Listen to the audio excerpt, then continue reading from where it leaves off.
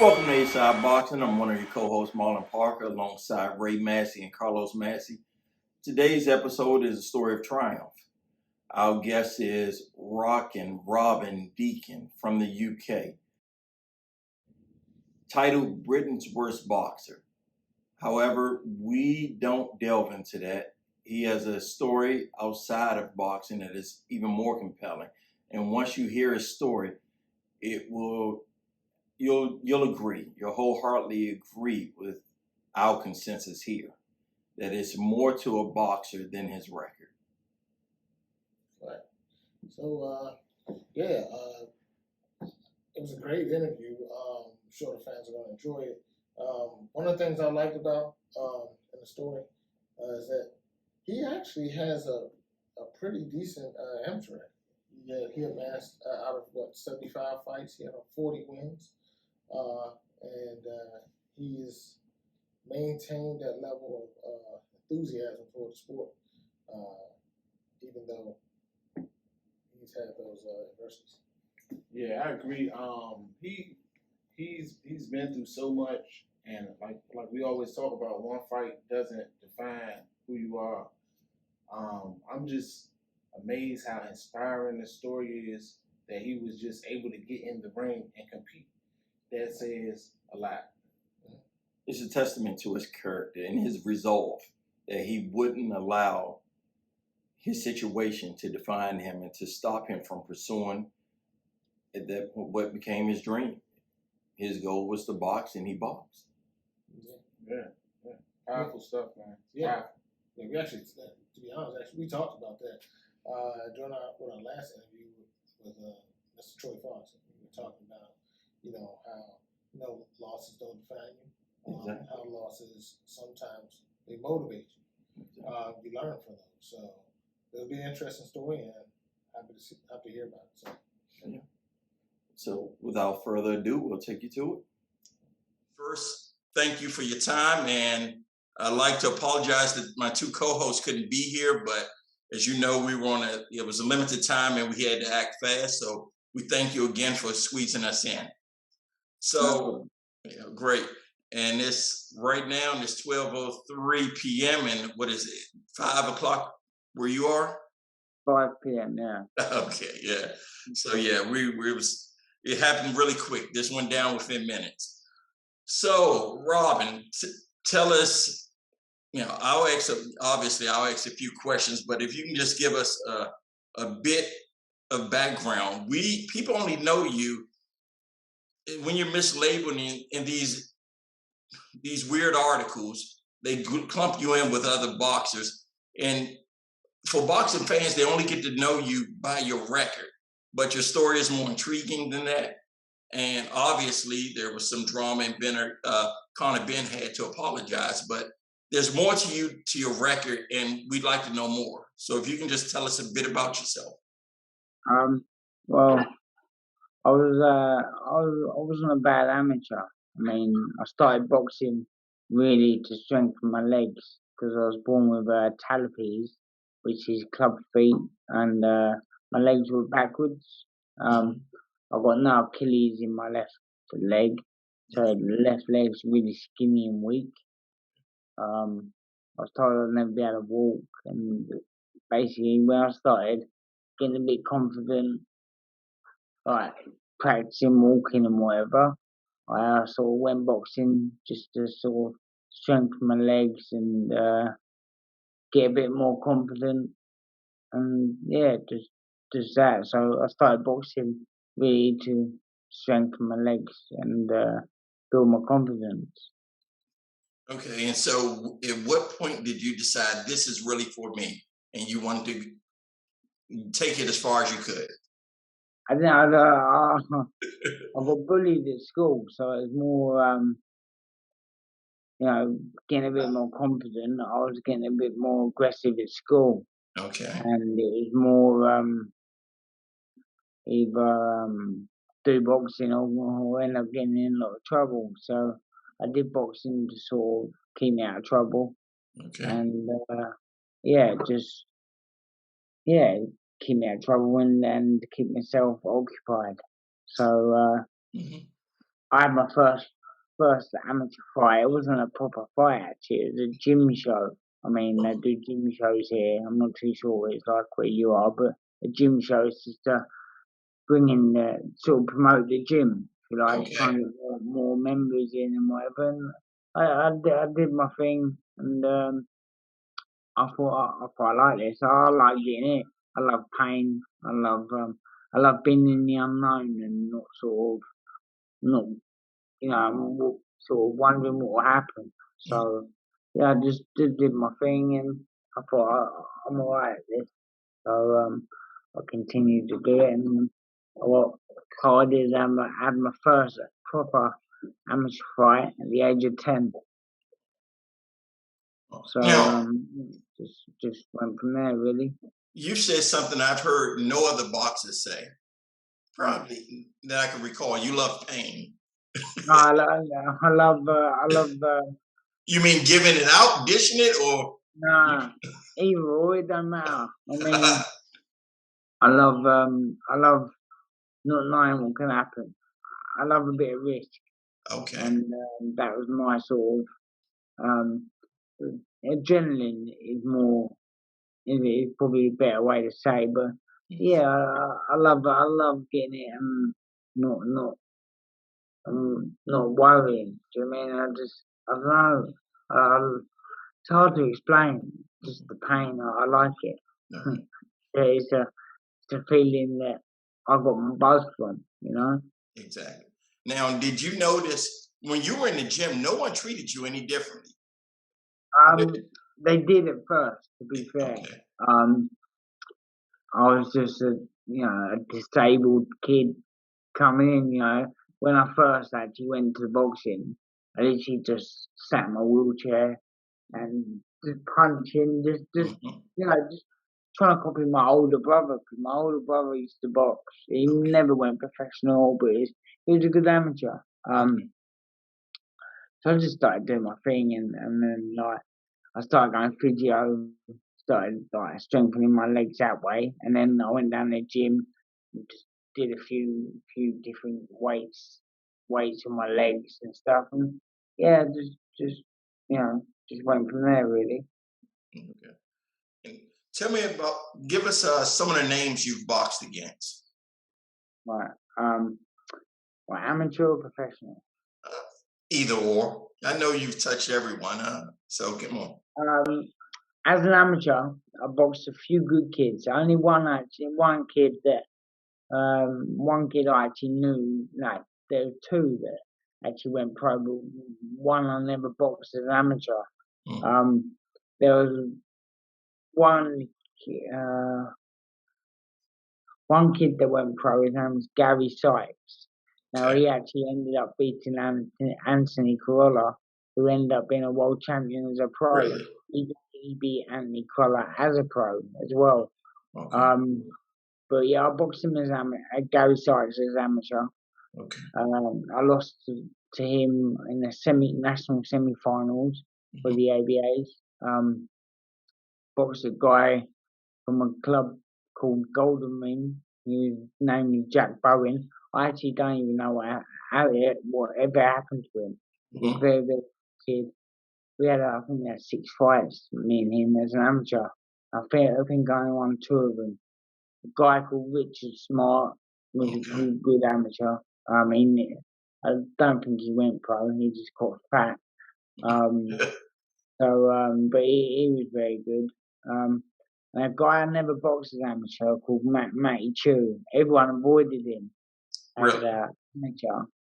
And when I was a journeyman, when I become a journeyman, um, I got a phone call saying, do I want to fight Matty Chu? As amateur, he had a really big name. I mean, he boxed Mhm. everyone. He won national titles, and he was a good amateur. When I got a call, the money was shit, but It was I that felt bad. it wasn't that bad. But I mean, Okay. I think I got about 1,500 quid for it. Ah. So it wasn't. It was okay. Do you mean it Mhm. was money where I thought, oh, you know, the story will come out as we go on. But obviously at the time I was struggling. So I thought, fuck it, yeah, I'll take the fight. Exactly. You don't mind me swearing, no? No. We're fine. No. It's real, isn't it? So, Exactly. I thought, yeah, fuck it. I thought I'll take the fight. So, without even saying to my, I didn't really have a trainer, but without saying to someone who was guiding me, Okay. yeah, I'll fight. I went and took the fight. I didn't even tell him when I went to the show on my own, no trainer, nothing. Whoa. And went and boxed him. Obviously, I lost on points, but before that, I texted my dad and I said, Dad, guess who I've got off the fight with? He said, who? I said, Matey Chew. And he said, ah, you're fucking stupid, you cunt. And I said, what? He said, ah, you're stupid. And I said, why? He said, he'd knock you out. I said, shut up, dickhead. I said, he ain't gonna knock me out. I've never been knocked out. Never knocked me out. I was robbed. The fight's actually on YouTube. I was robbed. Mm-hmm. I mugged him right off. I was just dancing, sticking my tongue out, blowing kisses, your friend. You know, I was doing everything and it was pissing him off really. But, you know, I believe I was robbed. I won the fight. I was robbed and that was the end of it. And that happens from time to time. Once you have a prospect, you see that quite often. When you have a prospect pitted against someone else that you automatically assume they're going to beat. Once this guy bests them, there's a lot of times they'll rob a guy because they want to keep pushing this guy. There's a saying, I don't know how true it is, because you've got to be true. It's a saying, you've got to get a knockout to get a draw, you know, and you hear it sayings like that many times, and it is very true, if I'm honest.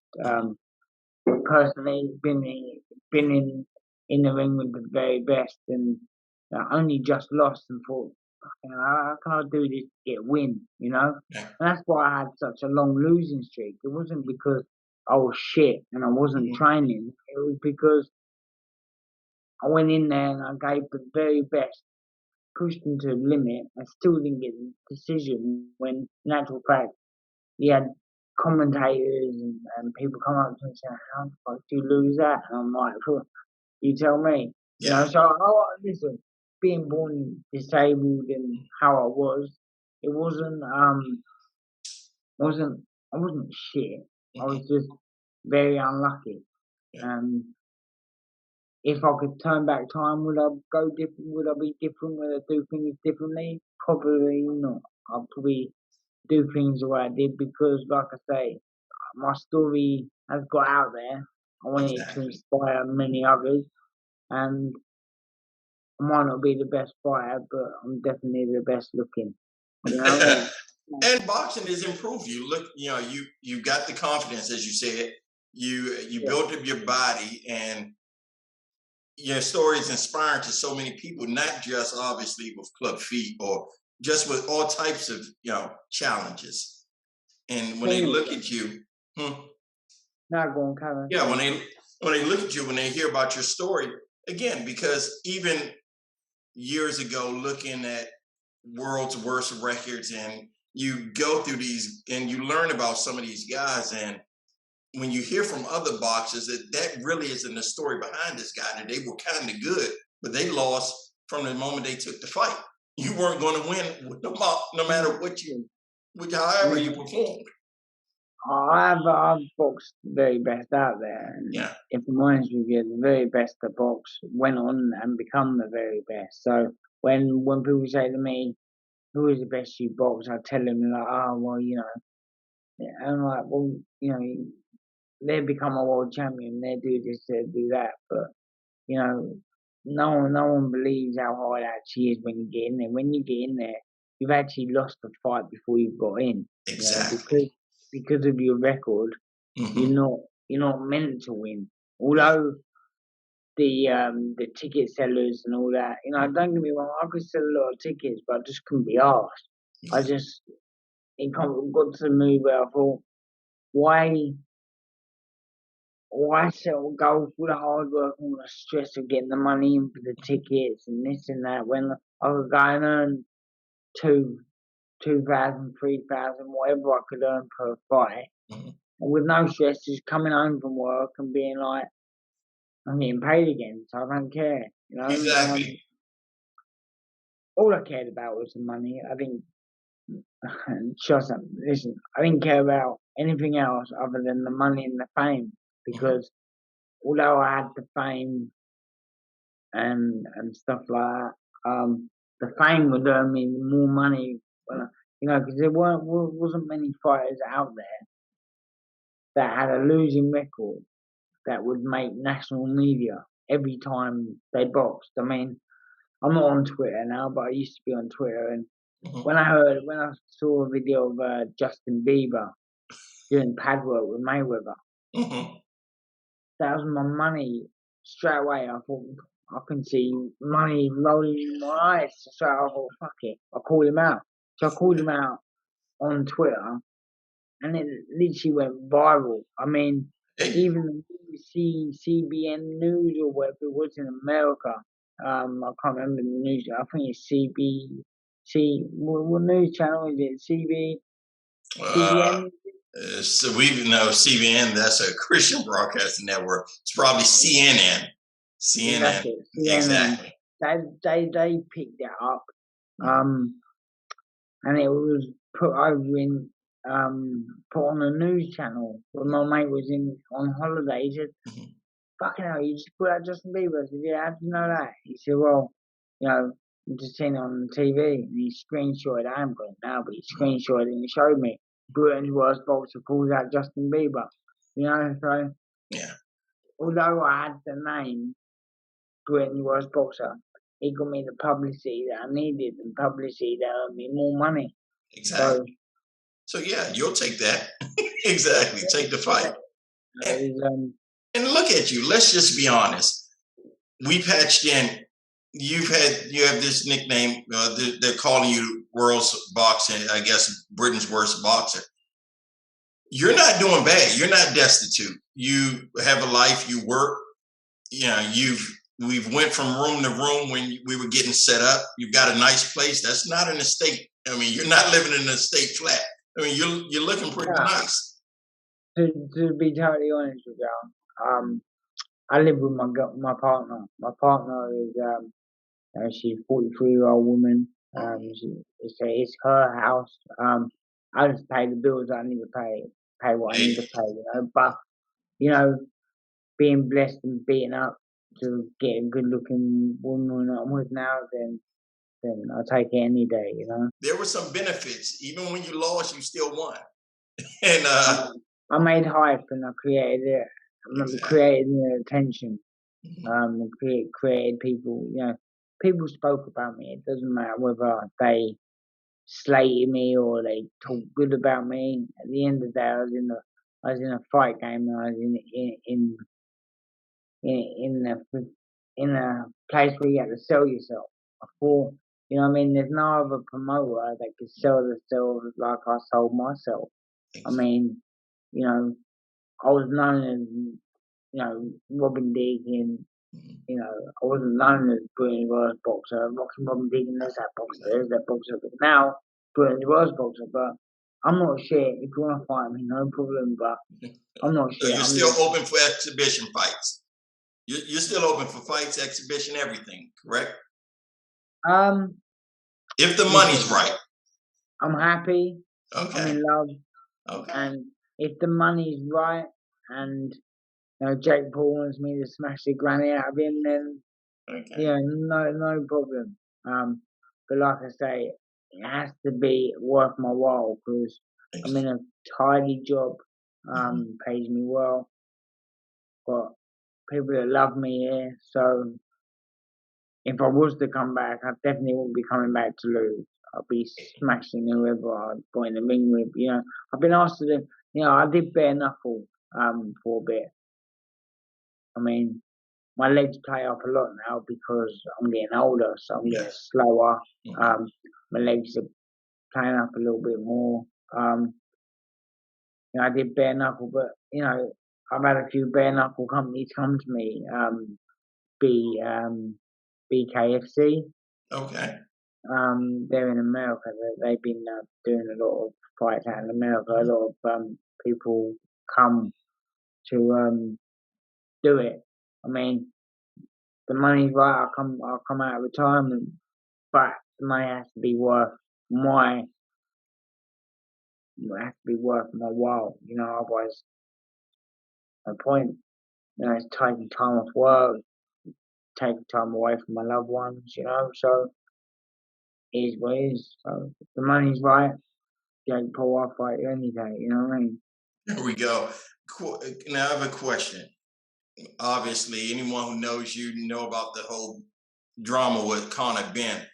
Have you guys actually talking off camera, or was it just a public apology? Listen, the geezer is a world class fighter, and he will be a world champion. Yes, definitely. He never has actually apologized to me. He might have apologized to his team, people behind him, and say, "Oh yeah, he apologized."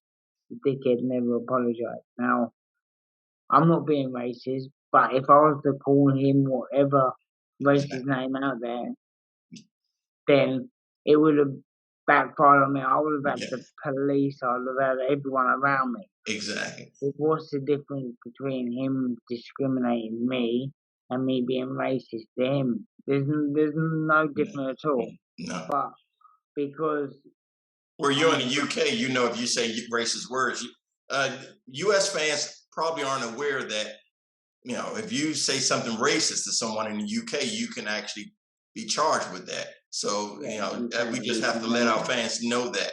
But actually, it makes sense.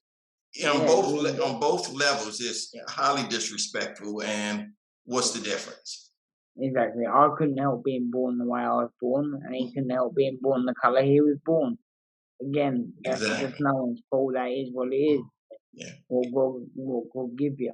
God give me my hardest test with the less chance of anyone else, but I still chose. It all started because I got asked to fight him. He was making a name. I made the name with what I was doing. We're doing my thing. Obviously, I made press. He made press. Exactly. To be fair, it was more because I thought, fuck it. It can create me more money. Me for fighting former world champion, son, blah, blah, blah. So I thought, I'll call him out. So all started with me calling him out. But again, for what he said, he's never actually apologized to me. No. He, like I say, I wouldn't mind an apology, but personal, but it's never happened. Again, he's a good fighter. I do respect what he's done. He's a quality name, but there's no different me being racist to him and him being discriminating to me. Exactly. Now, how often do you actually get out to the fights? Do you go to the local fights? I've done much boxing. Okay. It's shit. It's to be fair, I don't watch boxing. It's a lot of bad decisions. A lot of bad decisions in boxing. There is. There's a few been over in the UK, and do you know what? Boxing bores me.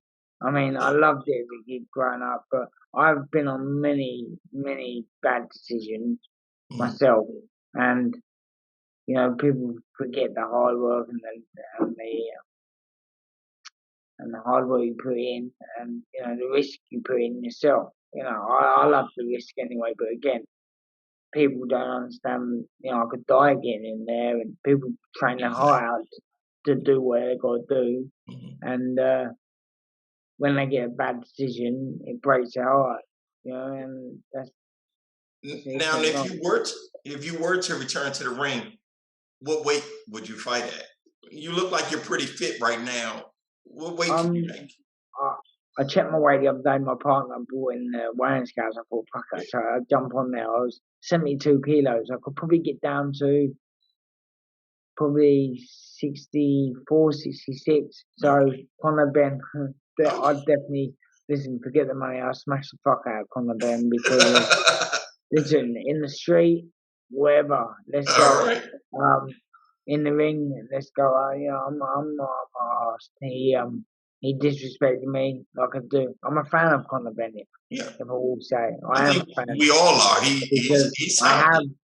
yeah, I have seen highlights of his fights. I think fucking hell, he's class. He is a class act. But I would definitely would like an apology personally. But yeah, it is what it is, you know. Yeah.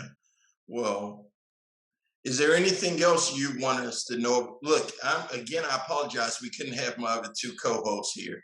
No, But that's we fine. want to, That's fine. I'm sure they, before we actually got on, they said, hey, maybe we can get him back where we can all three be on the panel because, obviously this No is problem, interesting. mate. I didn't see your message today. Okay. I don't really check my requests because often oh we're selling this, we're selling that, and Mhm.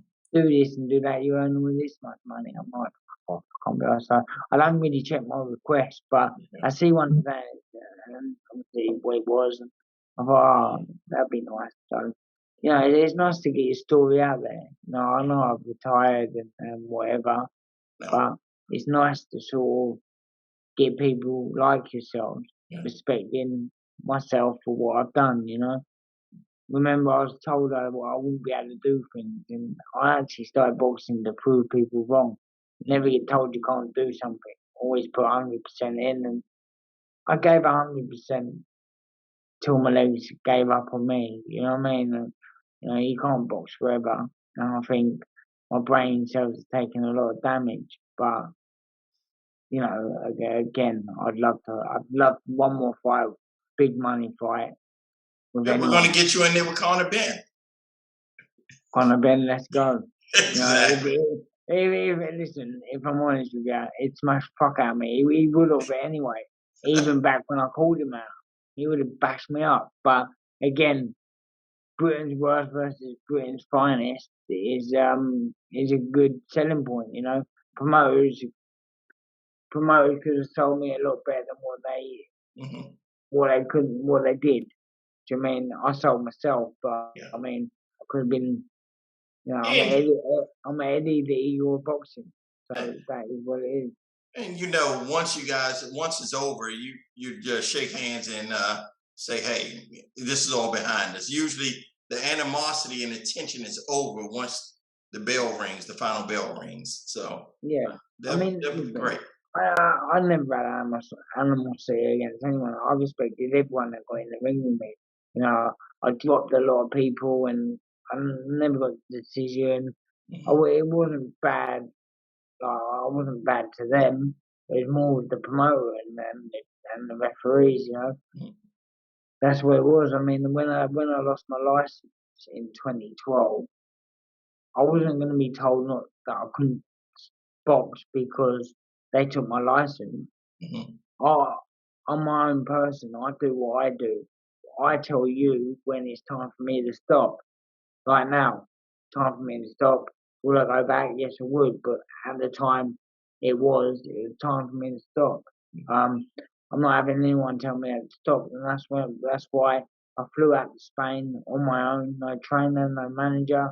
I ended up getting a Spanish license. My last two fights, I boxed in Spain on my own, no trainer, no manager. Didn't speak a word of Spanish, and boxed two of the best kids out in Spain. Lost, but that's when I thought, I can't be asked. Okay. And I started bare knuckle as a way of self harming because I was so depressed about how my career sort of gone. Bare knuckle was my way of self harming. I mean, Yeah. then obviously went back to work normally, and then met my partner who I'm with now, and thought, you know what, time to call it a day. I'm happy, I'm in love, and I don't want to die now. There I'm we happy. go. So you're in a good So place. You're I'm definitely in in a a good good place. place now. I mean, thanks to my partner. Yes. Otherwise, I wouldn't know where I'd be. You know what I mean? I'd be like all over the place, mate. If I'm honest, if it wasn't, she saved my life really. If I carried on boxing, I probably would have been dead. And if I carried on doing the bare knuckle, definitely would have been even deader. No, but you know, it is what it is. You know, things happen for a reason in life, and my reason was her. So Yeah. Well, again, I have to thank you for coming on. We have to do a part two to this. no Definitely, problem. yeah, within the next couple of weeks or months, or we'll probably reach out. And again, I appreciate your time, Rockin, Robin, Deakin, everyone, and I'm all apart. Here we go. He still has life, and let's make it happen with Connor Bent. So thank Yeah, you well, so much. Definitely don't forget to like, subscribe, and to share.